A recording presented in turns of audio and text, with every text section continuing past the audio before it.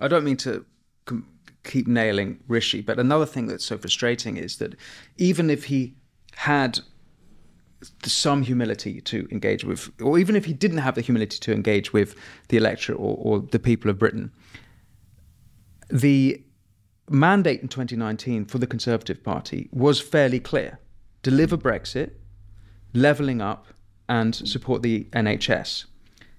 He hasn't, it's almost like he's completely ignored that. Now, you might say that Brexit has been mainly sorted, but I guess, do you have any insight into Rishi's complete sort of, it seems like his aim is to get negative amount of seats for the Tory party. He's aiming for zero. I know, net zero seats for the Tories. There is a very, very important question here, and I'm not going to claim credit for it because Douglas Murray asked it during a conversation we had recently in London, and it's a very good point. He said, what's this all for? What is Rishi Sunak for? The Tory elites who fell over themselves during the Boris Johnson administration to say we must get rid of Boris, they then fell over themselves to say we must get rid of Liz Truss, and they then fell over themselves to say we must install Rishi Sunak and get the adults back in charge. That was essentially the narrative among a sort of Tory elite class supported by large chunks of the media. So here's my question. What was it all for? What's the project? To ban smoking? To reform A-levels? To turn down high-speed rail? What's Rishi Sunak done? What's the programme? What's the transformative vision? What on earth is this project for? Nobody can answer that question. They can say what they didn't like about Boris Johnson.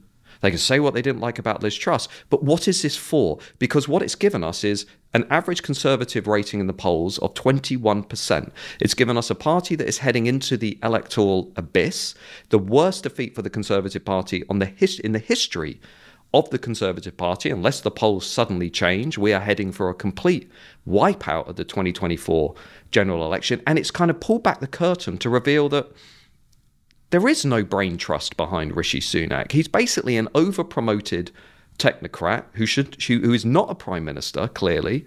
At best is a reasonable business secretary who has no vision for the country and looks completely out of his depth. Now, I understand all of the criticisms about Boris Johnson and Liz Truss. I understand all of that. I was not a fan of Boris Johnson for different reasons.